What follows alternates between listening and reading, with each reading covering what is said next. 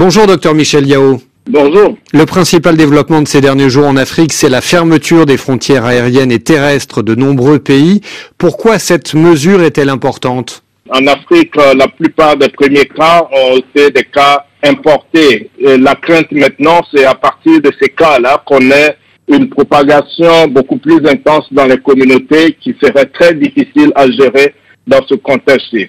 Même si l'OMS ne conseille pas la fermeture des frontières, qui pourrait avoir des effets pervers en termes de circulation d'intrants nécessaires pour la réponse, mais aussi bien aussi circulation d'experts. Nous commençons déjà à l'expérimenter avec le fait qu'il y a maintenant plusieurs compagnies aériennes qui ne puissent plus opérer. Donc cela réduit aussi la capacité d'apporter de l'aide à certains. C'est-à-dire qu'à l'heure actuelle, vous avez des difficultés à faire circuler les experts d'un pays à l'autre ? Nous commençons à avoir des difficultés. Par exemple, maintenant, il serait très difficile de bouger des experts européens vers les pays d'Afrique. On comprend bien peut-être la nécessité de quarantaine ou bien de surveillance, mais il est pratiquement impossible maintenant de déplacer des experts d'Europe. Maintenant, entre pays africains, cela commence à être aussi compliqué parce qu'il y a aussi des restrictions qui sont des restrictions complètes qui limitent aussi l'appui par d'autres experts, même au niveau de la région. Est-ce que ces difficultés de transport risquent de retarder un certain nombre d'actions de prévention ou de lutte ? Bien sûr, la plupart des intrants ne sont pas fabriqués en Afrique. Quand vous parlez d'intrants, vous faites référence à quoi ? À des médicaments, par exemple ? À des médicaments, aussi à des équipements de protection, ainsi que des appareils comme les concentrateurs d'oxygène, comme les appareils de respiration mécanique qui sont nécessaires pour traiter les cas sévères. Et ce genre d'équipement est très limité dans la plupart des structures en Afrique. Si on pense au pire scénario de prise en charge de cas massifs, bien, on aura besoin de beaucoup d'intrants.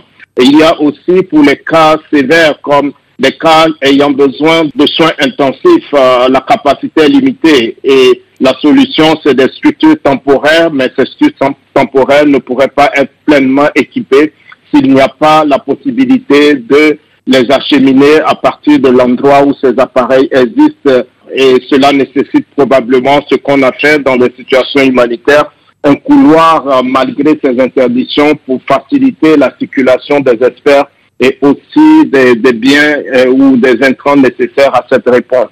Et donc vous dites aujourd'hui il faut établir un couloir humanitaire vers le continent africain. Si cela est possible, bien sûr en accompagnant de mesures pour ne pas que ceux qui viennent pour apporter de l'aide puissent être aussi des agents de contamination. En mettant ces précautions nécessaires, il est important que ces experts puissent continuer à circuler et il est aussi important qu'on puisse continuer à acheminer des biens, des équipements de protection pour lesquels certaines bonnes volontés nous aident à entreposer, mais il serait très difficile de les acheminer dans les pays si la situation s'aggrave.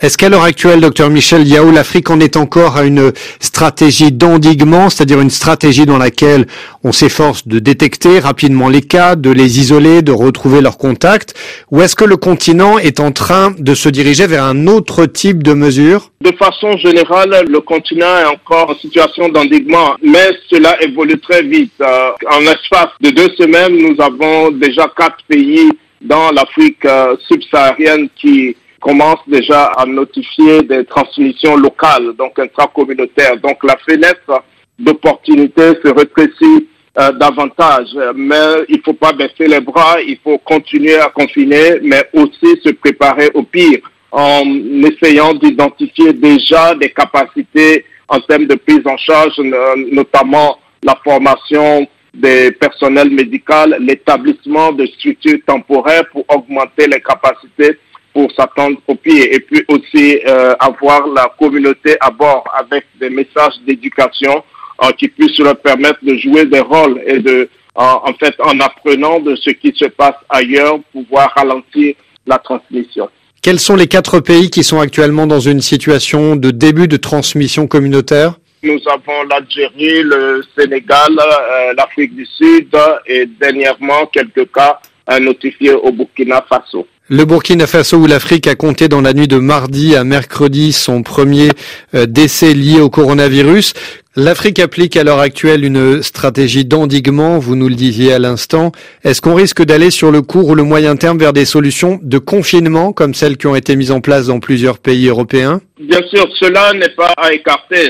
Les premiers cas sont là depuis bientôt une semaine. Lorsqu'il il y a eu des contaminations qui n'ont pas été détectées dans les 2 semaines qui suivent, qui correspondent à peu près à des périodes d'incubation. On devrait voir une flambée si des cas n'ont pas pu être détectés. Et donc, ça peut arriver maintenant comme dans les prochains jours. C'est cela qu'il faut rester vigilant. Mais comme je le disais, ce n'est pas une fatalité. L'Afrique peut donner un autre visage à la réponse à cette épidémie en se mobilisant davantage, en éduquant les populations et aussi en ayant des engagements forts des politiques. Quelles sont vos recommandations vis-à-vis des populations du continent elles-mêmes?